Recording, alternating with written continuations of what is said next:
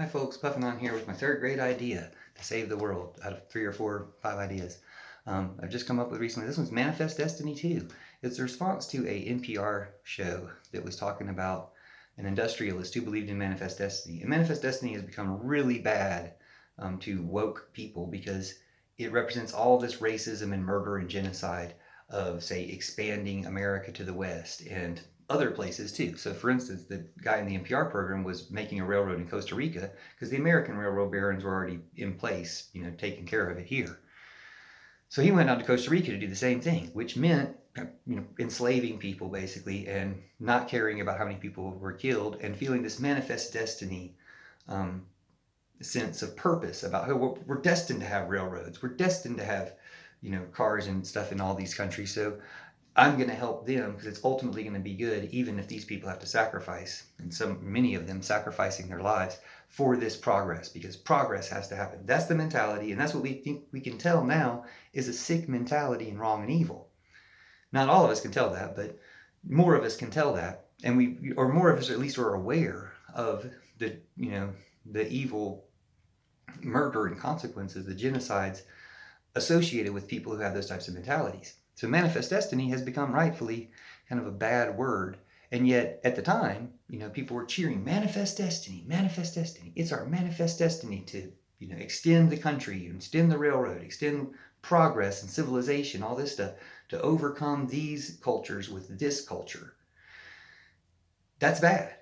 Like a caring person, a caring concerned person can think of any culture that's been lost to the world, like any species that's been lost to the world, gone extinct, as a bad thing, as a loss, as a wish we hadn't done that. Any language that's lost to the world, wish we hadn't done that, wish we could save these languages that only 2 or 3 people speak or one person still speaks, and revive them by getting more people to participate in these cultures. I mean, I think in our hearts we all want that and regret all the evil done to different cultures by imperialist or advanced civilizations or whatever.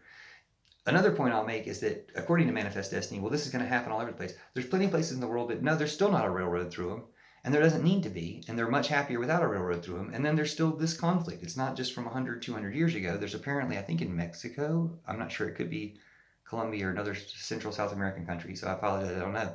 It could be Brazil.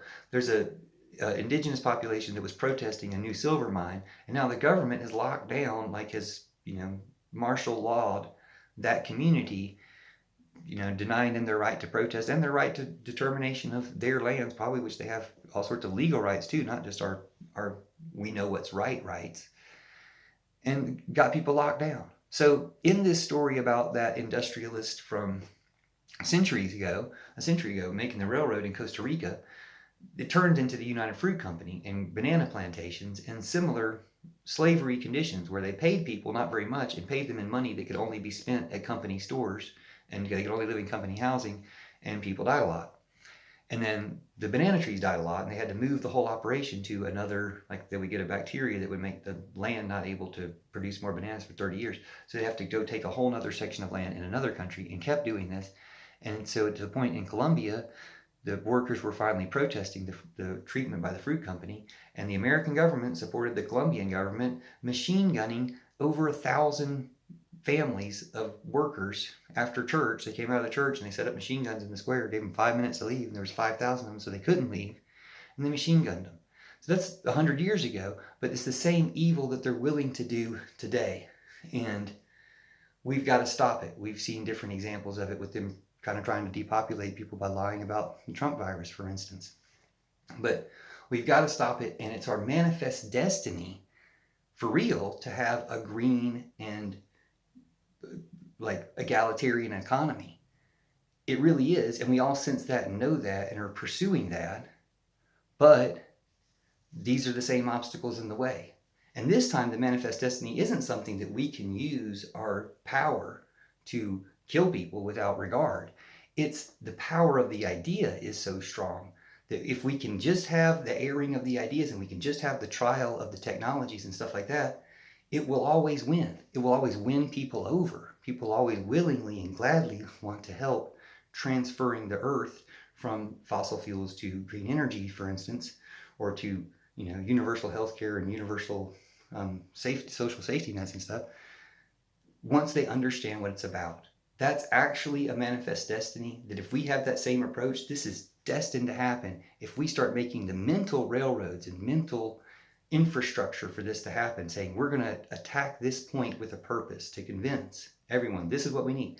We really have that situation with the pandemic. This shows that healthcare is best if it is universal, because everyone's health is intertwined and everyone's well-being is intertwined in various ways, that the more we realize and discover and make that happen, the better, wholer world we'll have. Thanks for watching, sharing, commenting. See you soon.